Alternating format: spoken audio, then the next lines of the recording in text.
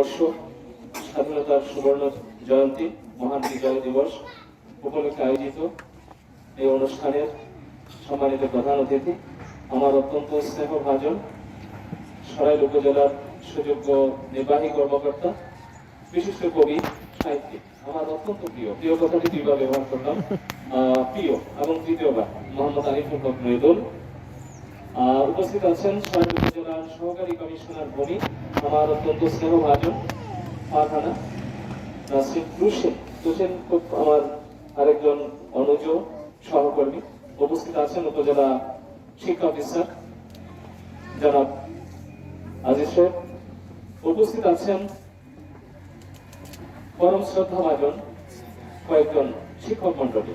তার মধ্যে আছেন সরাসরি আমার শিক্ষক বেলতলা সরকারি প্রাথমিক বিদ্যালয়ে 1981 থেকে 85 সাল পর্যন্ত আমি যখন পড়াশোনা করেছি সেই সময়কার সুযোগ্য প্রধান শিক্ষক জনাব মোহাম্মদ সিদ্দিকুর রহমান স্যার। উপস্থিত আছেন বেলতলা সরকারি প্রাথমিক বিদ্যালয়ের বর্তমান সুযোগ্য প্রধান শিক্ষক জনাব ফারুক আহমদ স্যার। উপস্থিত আছেন একজন সফল অভিভাবক, আমাদের পার্শ্ববর্তী গ্রামের বিশিষ্ট মুরব্বী, আমাদের শ্রদ্ধাভাজন জনাব মোহাম্মদ আবু তাহের সাহেব। উপস্থিত আছেন একেবারে আমার পাশে আমার শ্রদ্ধেয় মামা, বিশিষ্ট কবি। আমরা যখন একদম ছোট প্রাইমারি স্কুলে পড়ি তখনই তার কবিতার বই বের হয়। তিনি পত্রিকার সম্পাদক, পত্রিকা প্রকাশ করেন, পরম শ্রদ্ধেয় জনাব এলাহি তালুকদার মামা। উপস্থিত আছেন জাতীয় পর্যায়ের একজন শ্রেষ্ঠ শিক্ষক, আমার শ্রদ্ধেয় কাকা, বিশিষ্ট কথা সাহিত্যিক, ভৈরব রেলওয়ে উচ্চ বিদ্যালয়ে সুদীর্ঘ 36 বছর সহকারী প্রধান শিক্ষক হিসাবে যিনি দায়িত্ব পালন করে বর্তমানে প্রয়াত রাষ্ট্রপতি জিল্লুর রহমান সাহেবের প্রতিষ্ঠিত college Aganagar Zillur Rahman school and কলেজের বাংলা বিভাগের যিনি চেয়ারম্যান জনাব মোহাম্মদ শরীফ হোসেন।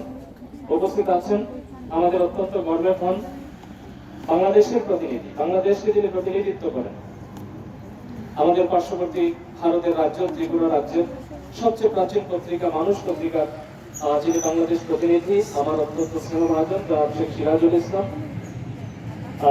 উপস্থিত আছেন আমার অত্যন্ত স্নেহভাজন জনাব একনাস বঙ্গবন্ধু গণগ্রন্থাগারের প্রতিষ্ঠাতা। উপস্থিত আছেন আমার ব্রাহ্মণবাড়িয়া অন্যতা সরকারি উচ্চ বিদ্যালয়, যে স্কুলে আমি 6ষ্ঠ শ্রেণী থেকে এসএসসি পর্যন্ত পড়াশোনা করেছি, সেই স্কুলের আমার দুজন অগ্রজ, আমার দুজন শ্রদ্ধেয় বড় ভাই উপস্থিত আছেন, জনাব ইকবাল ভাই এবং রানা ভাই। তো আমি তারপরে যাদের নাম বলতে পারিনি তাদের, এবং সুমন ভাই আছেন এটিএম বাংলার জেলা প্রতিনিধি জনাব ইসাক সুমন, এবং তারা কিন্তু এই বিদ্যানিকেতনের সাথে তারা প্রতিষ্ঠা লগ্ন থেকে জড়িত আছেন। তাদের সকলের প্রতি আমি সশ্রদ্ধ কৃতজ্ঞতা জ্ঞাপন করে আজকের এই বিশেষ দিনে আমি আমার সংক্ষিপ্ত বক্তব্য আমি শুরু করছি। বক্তব্য দেওয়ার আসলে সময় নেই, বাচ্চারা অনেক সময় ধরে অপেক্ষা করছে। তো আজকে জাতীয় কবি কাজী নজরুল ইসলাম বিদ্যানিকেতন, এই বিদ্যানিকেতনটি কেন কাজী নজরুল ইসলাম, কেন এই বিদ্যানিকেতন? আমরা যদি একটু পেছনে যাই যে নজরুল কে তিনি কি একজন সাধারণ কবি? নিশ্চয়ই একজন কবি, কিন্তু তিনি সাধারণ, তার বিশেষত্ব কি? তাকে নিয়ে এখনো কেন শতবর্ষ পরেও কেন আমরা তাকে ভুলতে পারছি না? তিনি আরো বেশি প্রাসঙ্গিক কেন? আমি সিরাজগঞ্জের একজন বিখ্যাত কবি, বাংলা সাহিত্যের একজন অমর কবি ইসমাইল হোসেন সিরাজি সাহেবের ছোট্ট একটি আমি স্মৃতি আমি শেয়ার করছি। তিনি কাজী নজরুল ইসলামের নামে 10 টাকার মানি অর্ডার করলেন। মানি অর্ডার, এখন যে এরকম করে বিকাশে টাকা পাঠানো হয়, তখন ছিল মানি অর্ডার করলেন সিরাজগঞ্জ থেকে 10টি টাকা।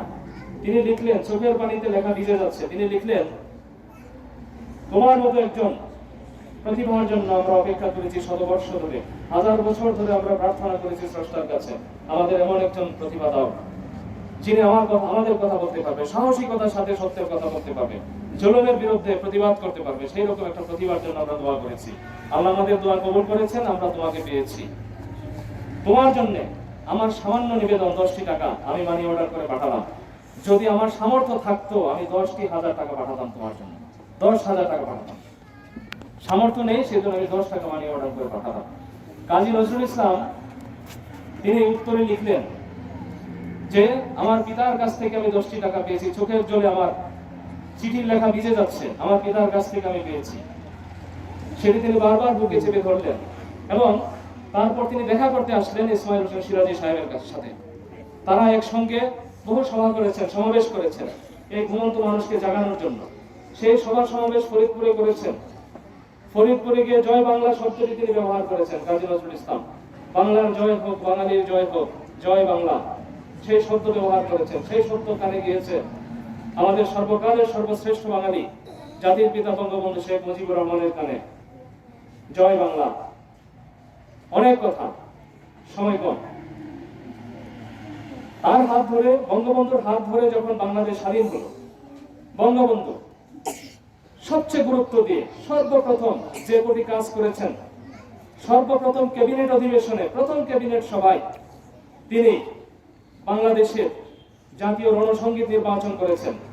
কাজী নজরুল ইসলামের চল চল চল ঊর্ধ্ব গগনে বাজে মাদল, নিম্ন তোলা ধরণী তল, সেই গানটিকে আমাদের জাতীয় রণসঙ্গীত হিসেবে তিনি নির্ধারণ করলেন প্রথম মন্ত্রিসভা বৈঠকে। তারপর 1972 সালের 24শে মে তারিখে তিনি কাজী নজরুল ইসলামকে কলকাতা থেকে সপরিবারে বাংলাদেশে নিয়ে আসেন।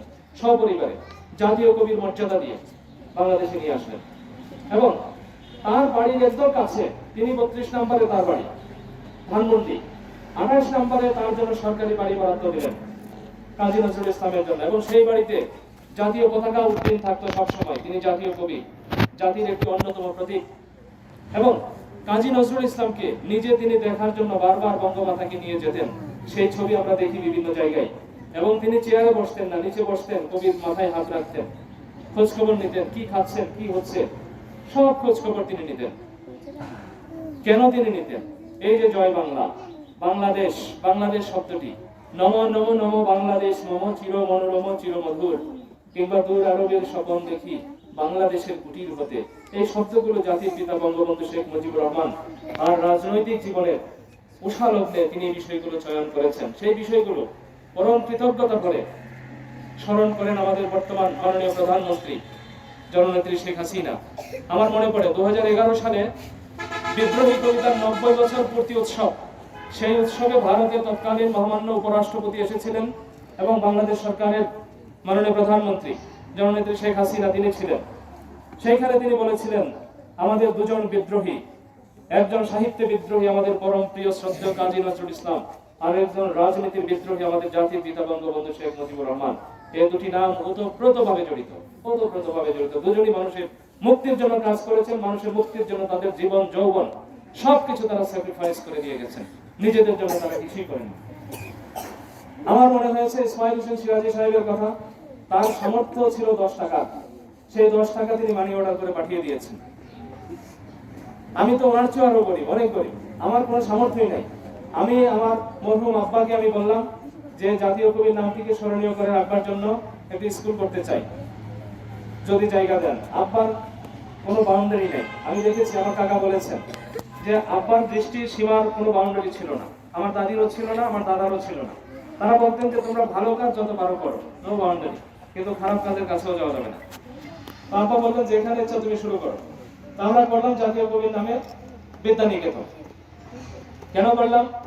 প্রতিষ্ঠানটি খুব ছোট, কিন্তু স্বপ্নটি অনেক বড়। এই স্বপ্নের কোনো বাউন্ডারি নেই। এই সীমাহীন স্বপ্ন নিয়ে আমরা একটি ছোট্ট প্রতিষ্ঠান তৈরি করেছি। কিন্তু আপনারা জেনে খুশি হবেন যে পৃথিবীতে নজরুল একটি অপরিহার্য নাম, নজরুল একটি অপরিহার্য নাম। একজন ইংরেজ সমালোচক উইলিয়াম রিসেপ তিনি লিখেছেন, বইটি নজরুল ইনস্টিটিউটে আছে, যে পৃথিবীতে যত জায়গায় অন্যায়ের বিরুদ্ধে কবিতা ব্যবহৃত হবে তত জায়গায় নেতৃত্ব দিবেন বাংলাদেশের জাতীয় কবি কাজী নজরুল ইসলাম। সেই কাজী নজরুল ইসলামকে আমরা ভুলতে পারবো না। তিনি বলেছেন, আমি চিরতরে দূরে সরে যাব, দূরে চলে যাব, তবু আমার এই জীবন ভুলিতে। এটা ভোলা সম্ভব নাই। কেন সম্ভব নাই? কারণ তার কন্ট্রিবিউশন, তার যে অবদান। তিনি, আপনারা নিশ্চয়ই জানেন, ভারত পরাধীন ছিল। সেই পরাধীন ভারতবর্ষে স্বাধীনতার জন্য যারা কাজ করেছেন তাদের মধ্যে 1 নম্বর নামটি আসা উচিত কাজী নজরুল ইসলামের। 1 নম্বর নামটি আসা উচিত। কেন বললাম 1 নম্বর নামটি আসা উচিত? কারণ ভারতের স্বাধীনতা তিনি লিখিতভাবে স্বাধীনতার ঘোষণা দিয়েছেন। কোন রাজনৈতিক নেতৃবৃন্দ তখন যারা ছিলেন তাদের প্রতি শ্রদ্ধা রেখে আমরা বলছি যে সেই ঘোষণাটি তারা দিতে পারেননি, ততটুকু সাহস তাদের মধ্যে ছিল না। তিনি যারা ঘুমিয়ে থাকতেন তাদেরকে তিনি জাগিয়ে দেওয়ার চেষ্টা করেছেন। তিনি দেখলেন যে ধর্মপ্রবণ জাতি ধর্মকে খুব ভালোবাসে। হিন্দু ধর্মের মা দুর্গাকে উদ্দেশ্য করে তিনি লিখলেন আনন্দময়ীর আগমনে। আনন্দময়ী মানে দেবী দুর্গা। তিনি দেবী দুর্গার উদ্দেশ্যে লিখলেন, আর কতকাল থাকবি বেটি মাটির ঢেলার মূর্তি আড়াল, স্বর্গ যে সব জয় করিল অত্যাচারী শক্তি চাড়াল। সব চাড়ালরা এসে, তার মানে ইংরেজরা এসে তোরে স্বর্গ জয় করে তারা বসে আছে, আর তুই মাটির ঢেলার মূর্তির আড়ালে বসে তুই পূজা নিচ্ছিস। তুই কবে তোর সংহারী রূপ নিয়ে কবে আসবি? তুই তোর ধ্বংসের রূপ আমি চাই, তোর প্রেম ভালোবাসার রূপ আমি এখন চাই না। তুই পূজা নেওয়ার অধিকার তুই হারিয়ে ফেলেছিস। তোর সন্তান পরাধীন, তোর সন্তান আন্দামান দ্বীপপুঞ্জে তারা ফাঁসি কাস্তে তারা ঝুঁকছে, তারা আমৃত্যু, তাদেরকে কারাদণ্ড দেওয়া হয়েছে সেখানে, আর তুই এখানে পূজা নিচ্ছিস। এই মাটির ঢেলার মূর্তিকে আমি চাই না। অর্ধ সাপ্তাহিক ধূমকেতু পত্রিকা, সেই পত্রিকার সংখ্যা এখানে আছে, দেখবেন 13 অক্টোবর 1922 সালের সংখ্যায় তিনি পরিষ্কার ভাবে বলেছেন যে এই ভারতবর্ষ, ভারতের 1 ইঞ্চি মাটিতেও বিদেশিদের কোনো অধিকার থাকবে না, ভারতের পূর্ণাঙ্গ স্বাধীনতা ঘোষণা করবে। তো রাজনীতিতে তার জায়গা কোথায়? প্রকৃত অর্থে কোথাও আমরা দেইনি জায়গা, কোথাও দেইনি। আমরা তাকে সাধারণ একজন কবি করে রেখে দিয়েছি। আমাদের কপাল ভালো যে জাতির পিতা বঙ্গবন্ধু শেখ মুজিবুর রহমান তাকে বুঝতে পেরেছিলেন, তাকে নিয়ে এসেছেন স্বাধীন বাংলাদেশে, যে স্বাধীনতার স্বপ্ন তিনি রেখেছেন। কাজী নজরুল ইসলামের যে জন্ম দিবস, জন্ম জয়ন্তী 1972 সালের 25শে মে, সেই জন্ম জয়ন্তীতে বঙ্গবন্ধু যে কথাগুলো বলেছিলেন যে নজরুল বাংলার বিদ্রোহী আত্মা এবং বাঙালির স্বাধীন জাতিসত্তার ঐতিহাসিক রূপকার। নজরুল কে বলেছেন? জাতির পিতা বঙ্গবন্ধু শেখ মুজিবুর রহমান। আমরা এখনই তো আমরা পৃথিবীর যে কোনো দেশের সামনে দাঁড়িয়ে বলতে পারি যে আমি সার্বভৌম বাংলাদেশ, তুমি কে? এটা বলার সাহস আমাদের আছে। আমরা বিশ্ব ব্যাংকে আমরা ফিরিয়ে দিতে পারি, বৃদ্ধাঙ্গুলি দেখাতে পারি, আমরা নিজেদের অর্থে আমরা পদ্মা সেতু নির্মাণ করতে পারি। আমরা দেখিয়ে দিয়েছি যে সাবাস বাংলাদেশ, এই পৃথিবী অবাক থাকিয়ে রয়, জলে পুড়ে মরে ছাড়খাড় দেবো, মাথা নোয়াবার নয়। আমরা মাথা নোয়াইনি। তো যিনি আমাদেরকে দীক্ষা দিয়ে গেছেন তিনি আমাদের জাতীয় কবি কাজী নজরুল ইসলাম। তার কাছ থেকে দীক্ষা নিয়েছেন আমাদের জাতির পিতা বঙ্গবন্ধু শেখ মুজিবুর রহমান। তার কাছ থেকে অনুপ্রাণিত হচ্ছে আমরা প্রতিনিয়ত। শুধু আমরা না, তিনি বলেছেন যে তার সর্বশেষ যে ভাষণটি ছিল, তার জীবনটা তো একটা অন্যরকম জীবন। তিনি যা বলেছেন তাই করেছেন, যা করেছেন তাই বলেছেন, কোন ধরনের ভণ্ডামি তার মধ্যে ছিল না। তার শেষ ভাষণ তিনি বলেছেন যে যদি আর বাঁশি না বাজে, আমি কবি বলে বলছি না, আমি তোমাদেরকে ভালোবাসতে এসেছিলাম, ভালোবাসা পেতে এসেছিলাম। এই ভালোবাসা পেলাম না বলে এই নিরস প্রেমহীন পৃথিবী থেকে নীরবে বিদায় নিলাম। নীরবে বিদায় নিলেন। তিনি 34টি বছর পৃথিবীতে ছিলেন, কথা বলেননি, নীরব জীবন যাপন করেছেন। এটাকে না বুঝে অনেকে বলে অসুস্থতা, এটা অসুস্থতা না। খান মোহাম্মদ মঈনুদ্দিন তার অত্যন্ত কাছের মানুষ ছিলেন, বিখ্যাত কবি ছড়াকার।